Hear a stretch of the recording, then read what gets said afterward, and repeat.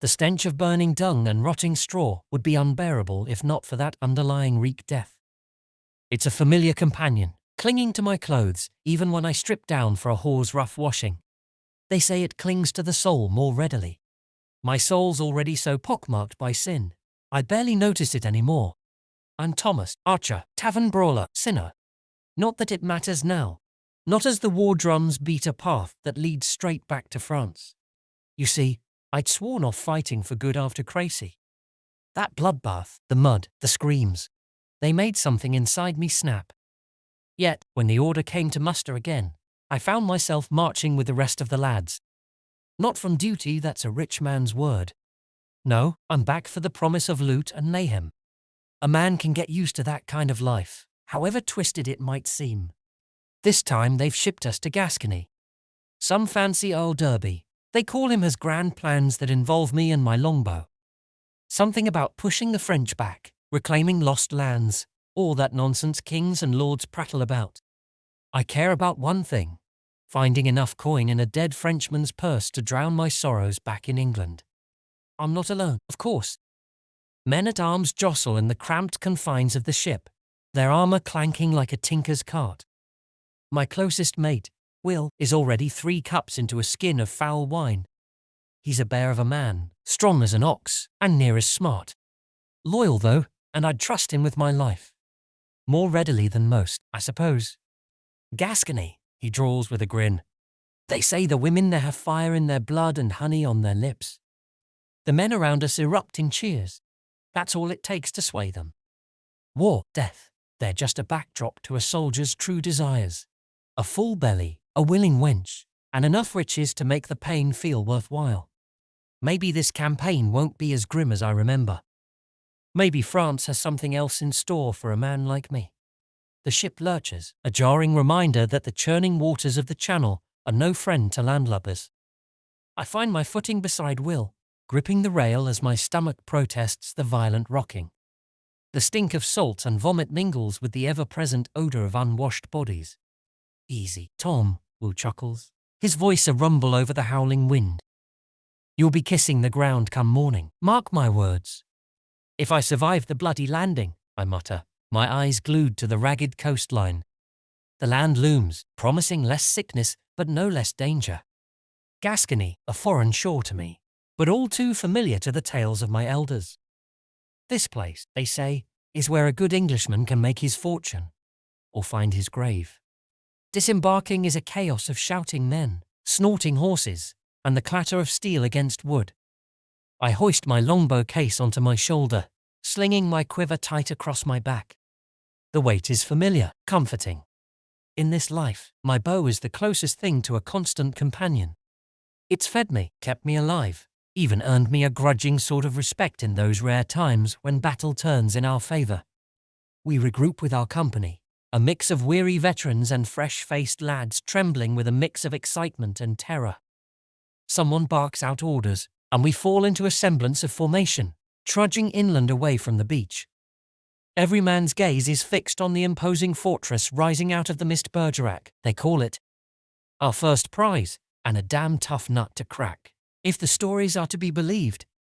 The surrounding countryside is a patchwork of vineyards, golden in the waning summer light.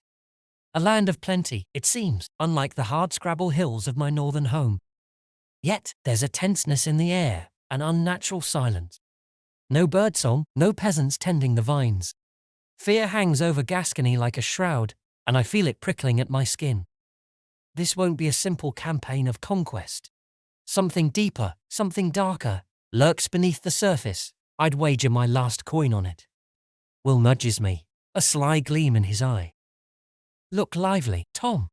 Looks like a welcoming committee's headed our way. True enough, a swirl of dust rises on the horizon, growing closer with alarming speed. My hand reflexively reaches for an arrow, but Will clamps a meaty paw on my wrist. Hold a moment, he whispers, his usual grin replaced by a frown. Those colours, that's not French. As the riders close in, the truth becomes clear. The banner snapping in the wind isn't the fleur de lis of France, but a crimson lion on a field of white. English colours. My heart does a strange little stumble in my chest. Relief, yes, but something else I can't quite name. Anticipation, perhaps, or a creeping unease settling into my bones. As the horsemen thunder closer, their features become distinct. At their head, clad in gleaming armor that surely cost more than I'll see in a lifetime, is a man who looks more like a prince from a child's tale than a battle-hardened commander. He's young, with a proud, handsome face framed by a mane of golden hair. This is our leader, the Earl of Derby himself. They rein in their mounts before us, a whirlwind of noise and dust settling at our feet. Derby surveys his newly arrived forces with eyes that, despite their youth, hold a chilling glint of steel. "Welcome to Gascony, lads," his voice rings out, a sharp contrast to the rumble of common soldiers. "You'll find this land a bit tougher to crack than Normandy, I'll wager. But fret not, glory awaits. We shall drive the French dogs back to their kennels and reclaim what is rightfully ours." A ragged cheer erupts from the men. I join in half-heartedly. Patriotism is something I leave to lords and priests. Yet, a strange tingling courses through me as I watch the Earl. There's a fire in him, an undeniable magnetism. It's the kind of fervor that either gets men killed or carved into legend. I don't know which fate awaits us, but I suspect it'll be spectacular either way. "We won't be resting on our laurels," Derby continues, his gaze sweeping the assembled men. "Gather your gear. We march on Bergerac before nightfall." An uneasy murmur ripples through the ranks. Bergerac is no mere village to be raided. It's a fortress town, known for its stout walls and well-supplied garrison. A siege, and a nasty one if intelligence is correct. My stomach lurches at the prospect of scaling ladders under a rain of arrows and boiling oil. But retreat isn't an option. Once you're caught in the gears of war, stopping is an illusion. Will claps me on the back, a startling sound amidst the sudden bustle. "Well, Tom, like the man said, glory awaits. How about we grab ourselves a big chunk of it before those other bastards get their greedy hands on it?" I force a grin. "I will. A chunk of glory, then perhaps a chunk of some Gascon pie to wash it down." But as we fall in line and march towards the looming silhouette of Bergerac, it's not the promise of victory or spoils that fills my head. It's a scene from the night before we embarked, a dream, or a vision, perhaps. In the dream, I stood upon a hilltop overlooking a blood-soaked field. The air hummed with the twang of 1,000 bowstrings, the clash of steel on steel. And through the chaos, a voice whispered, a voice like autumn wind through withered leaves. "Destiny calls, Thomas. Answer true, or fade to dust." I awoke sweating, the words clinging to me like cobwebs. Destiny. In a war for land that means nothing to me. Fighting alongside men I barely know. My life is worth a few stolen coins and a fleeting moment of pleasure. But the dream, it lingers, a stubborn thorn in my side. As the walls of Bergerac rise before me, a grim certainty echoes the voice of my dream. This campaign, this Gascony venture, will change me. For better or for worse, it remains to be seen. Bergerac is less a town and more a snarl of stone and iron. Its very walls seem to exude defiance under the glare of the setting sun. As we approach, I catch glimpses of defenders hunched at the parapets, their helmets glinting in the waning light. These are no untrained rabble, but seasoned warriors ready to spill our blood for every inch of cobblestone. The siege settles around the town like a suffocating blanket. Our camp stretches as far as the eye can see, a sea of tents and makeshift shelters bustling with activity. Smiths hammer at forges, farriers tend to horses, and the tantalizing aroma of roasting meat fights, a losing battle with the ever-present smell of latrines. The Earl of Derby is a whirlwind of motion, barely sleeping, they say, as he directs the assembly of siege engines with the manic intensity of an ant queen. Yet, despite the flurry of activity, an undeniable unease runs through the camp like a silent fever. "Don't like the look of this, Tom," Will grunts as we shovel dirt to reinforce the trenches. Too quiet. Those froggies are up to something, mark my words. He's not wrong. Each night, silence descends like a tomb. No sorties, no probing attacks, just a maddening stillness broken only by the mournful cries of sentries. I find myself sleeping fitfully, my hand never far from my bow. Even in dreams, that whispering voice from the hilltop returns, promising not only destiny but darkness. And then, one moonless night, it happens. Not with a roar of defiance, but with a whimper. A gate creaks open, spilling forth a ragged band of townsfolk, men, women, and even children clutching paltry belongings. They stumble blindly towards our lines, their faces gaunt with fear and exhaustion. Derby himself rides out to meet them, flanked by a retinue of knights. His expression is hard, but a flicker of pity betrays his stony facade. "What devilry is this?" he booms, his voice cutting through the night air. An elderly man, draped in what must have once been fine robes, collapses at the Earl's feet. "Mercy, my lord," he gasps. "We starve, the garrison. They hoard what little food remains. Please, for the love of God, have pity." Cries of despair rise from the refugees. The Earl sits astride his mount, a statue silhouetted against the stars. The flickering torchlight plays across his face, revealing a struggle between duty and compassion. Finally, he speaks, his voice heavy. "Very well, you may pass. But Bergerac will fall, and those who remain within will face the king's justice." A cheer rises from the assembled troops, but it sounds hollow in my ears. War shows its true face in the eyes of starving children, not grand speeches about glory. It's a rotten heart hidden beneath a glittering shell, and I'm starting to wonder if we're all fooled by its shine. The fall of Bergerac is less a grand triumph and more a gruesome inevitability. The siege engines work their grim magic, stones shattering ancient walls. Each day, breaches widen, towers groan and crumble. Yet, those within fight with the desperation of cornered wolves, repelling assault after bloody assault. I'm spared the worst of the fighting. Archers are meant to pepper the enemy from afar, to soften them up before the knights and men-at-arms spill in with axes and swords. But the air is thick with the cries of the dying, and the copper tang of blood lingers even as the wind shifts. At night, the campfires paint the sky with an ominous orange glow, the reflection dancing in my troubled dreams. It's during a brief lull in the chaos that Will goes missing. One moment he's beside me, cracking a crude joke that raises a much-needed smile. The vanished. I search frantically amongst the wounded, the stench of rot and spilled viscera nearly enough to send me retching. But there's no sign of him. "Deserted," the sergeant spits when I dare to ask. Him and a few others slipped off in the night like the yellow-bellied curs they are. Rage courses through me, hot and bitter. Will, for all his faults, was a constant in a world gone mad. But the hard truth settles like a stone in my gut. Desertion is rife. The next siege drags on, the promised loot feeling more like a cruel lie with each passing day. Men meant for noble battles are dying from festering wounds and dysentery, their dreams of glory replaced with the stark reality of a muddy grave in a foreign land. Then it happens. A chance encounter, a twist of fate that feels almost orchestrated by that whispering voice from my dreams. While scouring the outskirts of the camp for scraps of firewood, I stumble into a copse of trees. And there, kneeling with his back to me, is a figure instantly recognizable despite the unfamiliar garb. Etienne. The name tears from my throat before I can stifle it. The man the night, my mind corrects itself, spins around. He wears the rough clothes of a peasant, but beneath the dirt-smeared face are unmistakably noble features.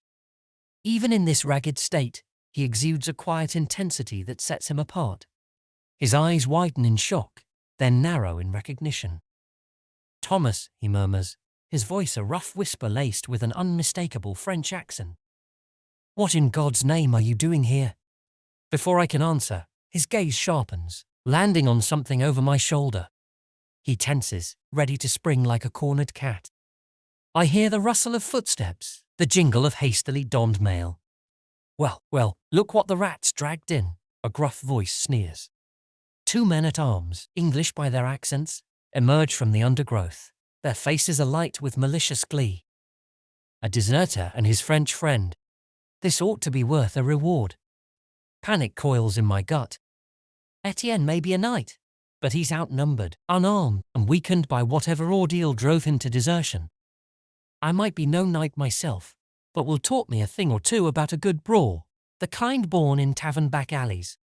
It's hardly heroic, but it might just save our skins. Instinct takes over. I snatch a half-rotted branch from the ground and lunge, roaring like a madman. My attack catches the men-at-arms off guard. One stumbles back, his eyes going wide. The other, slower to react, gets a face full of splintering wood for his trouble. "Run, Etienne," I bellow, more to buy time than out of any belief he'll comply. Yet, he surprises me. Rather than fleeing, Etienne darts forward with surprising agility, his fist cracking against the disoriented soldier's jaw. The man crumples with a satisfying groan. "Fools," Etienne hisses, his voice no longer the whisper of a broken man, but tinged with the sharp authority of his true calling. "You stand against England and France. A formidable enemy, indeed. You might as well be speaking gibberish for all the sense it makes." What does he mean, against both England and France? Before I can unravel his cryptic words, our stunned opponents recover their wits. Swords rasp from their scabbards, gleaming dully in the dim light. "Think you're clever, do ya?" snarls one, wiping blood from his chin. "We'll see how brave you are with your guts spilled on the leaves." They charge, their anger sloppy. Etienne, perhaps fueled by desperation, moves with a fluidity that belies his peasant guise. He ducks a wild swing, then seizes the man's sword arm in a bruising grip. A sickening crack, bone snapping, and a scream pierce the air. I fight with the brutality of survival. My makeshift club connects with flesh, eliciting grunts of pain. The other soldier, seeing his companion falter, lunges at me with a roar. But I've been in tavern brawls bloodier than this. I sidestep the thrust and trip him, sending him sprawling in the dirt. Before I can take advantage, a flicker of movement catches my eye. Etienne is on the ground, one of the soldiers pinning him by the shoulders, sword raised for the killing blow. Rage and despair war within me. This isn't the way Will would have wanted me to die. Some anonymous scuffle for no purpose. My fingers find a stone in the loam, heavy and cold. I hurl it with every ounce of strength. It connects with the back of the soldier's head, just below the rim of his helmet. He collapses onto Etienne with a groan, his sword clattering free. Etienne scrambles out from beneath the unconscious man, his face a mask of grim determination. With a swift, savage motion, he snatches up the fallen sword, its edge glinting menacingly. The remaining soldier, eyes wide with fear, turns to flee. He doesn't get far. Etienne moves with unnerving speed, the sword a blur in the fading light. A choked cry, the thud of a body hitting the ground, and then stillness. Silence hangs heavy in the aftermath. We stare at each other, breathing hard, splattered with mud and blood. Finally, Etienne breaks the silence, his voice trembling slightly. We have to go, now." "Go?" I sputter, struggling to find my voice amidst the chaos in my head. "Where in God's name would we go? You're French, and I'm—" My words trail off. What am I, exactly, in this mad war? A pawn, a killer, nothing more than a tool wielded by men far grander than myself. Etienne meets my gaze, something akin to understanding flickering in his eyes. Perhaps, in this moment bathed in blood and the desperate stench of survival, the lines between English and French have blurred into insignificance. "There is a place," he says, the urgency in his tone overriding any questions I might form. "It is neither French nor English, yet offers sanctuary for those lost in this storm. Come, Thomas. It's your only hope, I swear it." The whispering voice from my dreams resurfaces, an echo through the haze of adrenaline and fear. "Destiny calls, Thomas. Answer true." He's right, of course. There's nothing for me in the English camp, only suspicion, a hasty trial, and a dangling noose. And returning to the French side, impossible. In the stark calculus of war, I've spilled French blood. My own life is forfeit by any code of honor. I am, in every sense, a man without a country. Hope flickers within me for the first time since setting foot on this cursed shore. Whatever this sanctuary Etienne speaks of, it can't be worse than the brutal certainty awaiting me here. "Lead on," I say, my voice hoarse. I'm a quick study when it comes to running for my life. In the twilight, with blood drying on our skin and our fate hanging by a thread, we become unlikely fugitives. Etienne leads, navigating the darkness with surprising confidence for a man of his station. I follow, my longbow and meagre belongings clutched tight, the weight of the dead men we leave behind almost unbearable. Each step takes me further from the life I knew, hurtling me toward an unknown destination guided by a desperate night and whispered promises of destiny. As we plunge deeper into the Gascon wilds, I wonder if this is what it feels like to step off the edge of the world and trust, foolishly, insanely, that there might be somewhere to fall.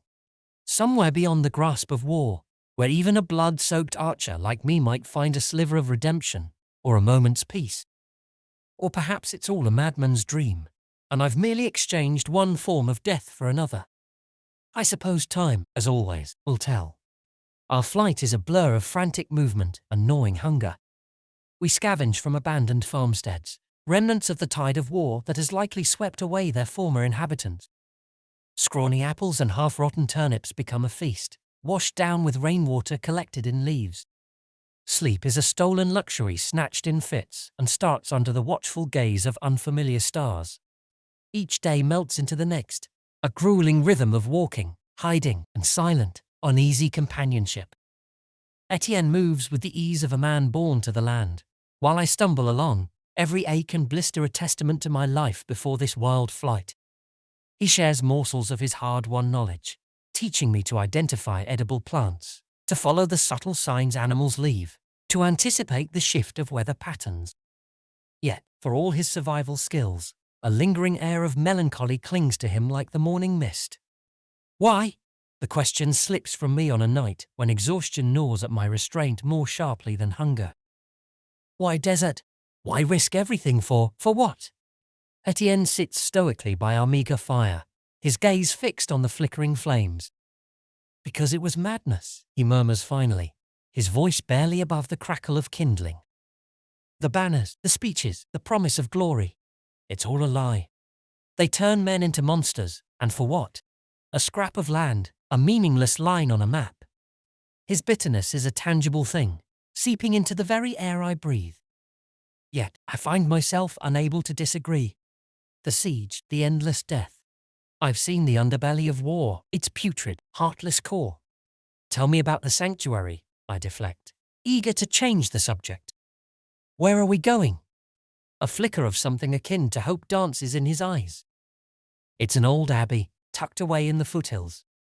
Run not by priests, but by those who believe peace lies not in allegiance to kings, but in compassion for all men. I snort. Idealists. Sounds like they'll be the first ones strung up when the soldiers come marching through. Perhaps, Etienne admits. Yet, they offer a choice. A life lived outside the cycle of violence. The words strike a chord. It's a life I'd never imagined possible, so distant from my own cynical existence that it might as well be a fairy tale. Still, a yearning stirs within me, a desperate need for something, anything, other than the path I'm on. The whispers of destiny in my dreams seem less ominous now, more like a beacon in the vast darkness of this endless war. Could I, Thomas the Archer, the tavern brawler, find my place amongst scholars and peacemakers? It's a laughable thought, but laughter feels a long-lost luxury. And, Etienne continues, a hint of a smile playing on his lips. Rumour has it, they have a secret stash of wine. Now, there's something worth risking one's neck for. A chance for redemption, a full stomach, and a taste of something resembling joy after the horrors I've seen. I'm willing to chase even the faintest glimmer of it. This strange journey, thrust upon me by a twist of fate, might just be my salvation rather than my doom. Days bleed into weeks. My body hardens, lean and wiry from endless trekking. We skirt villages, keeping to the shadows, a silent pair of ghosts haunting the Gascon countryside. Etienne's French, surprisingly, becomes less of a liability and more of a useful tool. Disguised as a hapless peasant, he barters with wary villagers, his noble accent surprisingly convincing when masked by weariness and carefully applied mud. I keep silent, an imposing shadow at his back, more effective at dissuading unwanted attention than the most eloquent of speeches. Yet, it's not just our appearances that shift. Conversation flows more easily with each shared meal and stolen moment of rest. Etienne, it turns out, is more than a disillusioned knight from a country I'm supposed to hate. He's well read, with a dry wit that occasionally breaks through his somber facade. I, in turn, surprise even myself with tales from my youth, memories of rolling green hills and a stern but loving mother, all buried beneath years of cynicism and spilled blood. One starry night, huddled beneath an outcropping of rock, I catch him staring at me. "What?" I ask, the familiar gruffness in my voice softened by a strange sense of ease. "I never imagined." He trails off, a hesitant smile touching his lips. "That an Englishman of your profession would have such a tender heart." I bark out a laugh, the sound echoing oddly against the ancient stones. "Tender heart? Don't be daft. I've killed more men than I can count, spilled enough blood to float a boat. And yet," he persists, "you risked your neck to save mine." The unspoken accusation hangs between us. Why had I done it? Not out of loyalty, certainly, nor any newfound love of France. Perhaps it was the simple, terrifying realization that, trapped in this war, we were more alike than different. "You'd have done the same, wouldn't you?" I retort, the question tasting bitter in my mouth. He pauses, a flicker of pain guilt, perhaps, crossing his features. "I hope I would have," he admits softly, "but I cannot say for certain. War, it changes a man. It's a truth I know in my bones. And amidst the fear and the flight, a new emotion unfurls within me, pity. Not pity for myself, nor even for this unlikely companion, but for all the men caught in the grinding gears of war, their humanity stripped away day by blood-soaked day. As those promised foothills draw closer, I find myself dreading their peak almost as much as I long for it. The sanctuary Etienne paints sounds nearly impossible a place of peace in a land torn apart. It promises respite, but also a reckoning. The whispers in my dreams morph, no longer of destiny, but of choice. Who will I be when given the chance to be more than a killer? When the option to lay down my bow is laid before me, I have no answers, only the gnawing certainty that the Thomas who stumbles from those hills will be a stranger, even to himself. The foothills rise before us like a promise and a threat. With every upward step, the air grows thinner, the world below shrinking with deceptive grandeur.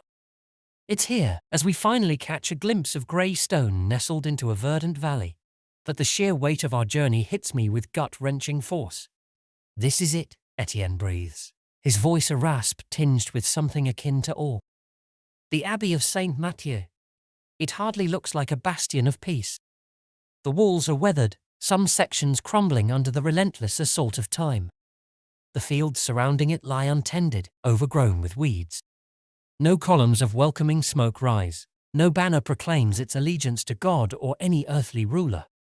It exudes a timeless tranquility, but also a sense of weary endurance, like an old soldier scarred yet unbowed. Doesn't look like much, I mutter, the familiar cynicism clawing its way back. Etienne turns, his expression unreadable. "Appearances can be deceiving, my friend. Come, let us see what awaits within." We descend, the silence pressing in as we near the Abbey's weathered gate. No guards challenge us, no voices call out in welcome. I grip my bow, old habits die hard, but Etienne raises a hand in a gesture of peace. Hesitantly, he pushes the gate, the groan of rusty hinges shattering the stillness. We step into a courtyard cloaked in shadows. Unlike the untamed wildness outside, an air of deliberate neglect hangs heavy. A well sits choked with dried leaves. An herb garden spills its pungent contents in unruly profusion. Yet there's a strange beauty to it all, as if nature itself is reclaiming this sanctuary from the destructive touch of man. A sound punctures the quieter rhythmic thudding, like the beat of a laboring heart. It leads us toward a humble chapel, its stained glass windows casting shards of colored light onto worn flagstones. The door stands slightly ajar. Etienne and I exchange a loaded glance. Here, at the end of this improbable flight, the final reckoning awaits. He pushes the door open. It creaks in protest, revealing a sight that steals the breath from my lungs. The chapel is small, devoid of gilded finery, bathed in the soft glow of the setting sun. And within, people. Not monks, as I expected, but a collection of mismatched figures. A farmer, his face creased by sun and soil. A woman, her hands calloused, cradling a babe with startlingly bright eyes. There are children, old men with eyes that have seen too much, and several others whose stories are etched in the lines of their faces. And, strangely, no divide of English or French. They turn as we enter, wary yet not overtly hostile. Etienne steps forward, his voice clearer and stronger than I've ever heard it. Forgive the intrusion. We come seeking peace, away off the blood-soaked path of war. A white-haired woman, stooped but with a gaze like polished steel, steps forward. All who renounce violence are welcome within these walls, she says, her voice surprisingly strong for one so slight. But know this, sanctuary is hard-earned. Are you willing to put down your swords and sow seeds of a different kind? The answer, I realize with a jolt, is not as simple as I'd hoped. My hands tighten around the smooth wood of my bow. It has been an extension of myself for so long, I barely know where I end, and it begins. Could I lay down this part of my identity, this bloody skill, and embrace, what? My mind stumbles over the possibilities. Beside me, Etienne shifts uneasily. Then, as if moved by an invisible force, he unbuckles his sword belt and gently places the weapon on the stones. My turn. This bow has fed me, kept me alive, shaped who I am. Yet, holding it now feels unbearably heavy, a testament to every death I've caused. The whispers in my dreams, once cryptic and ominous, now echo with the clarity of a tolling bell, choice. This is it, a crossroads more stark than any battlefield. Slowly, so slowly, I set my beloved bow beside Etienne's sword. Stepping back, it feels like severing a limb. A hush descends upon the chapel. The woman's gaze meets mine. Welcome then, she says at last, to St. Matthew. Rest. Tomorrow we work. And in the echoing silence, amidst the painted saints and the ghosts of our violent past, a flicker of something I dare not yet name stirs to life within my weary soul. Hope, perhaps, or the madness that drives men to pursue peace in a world built on the foundation of war.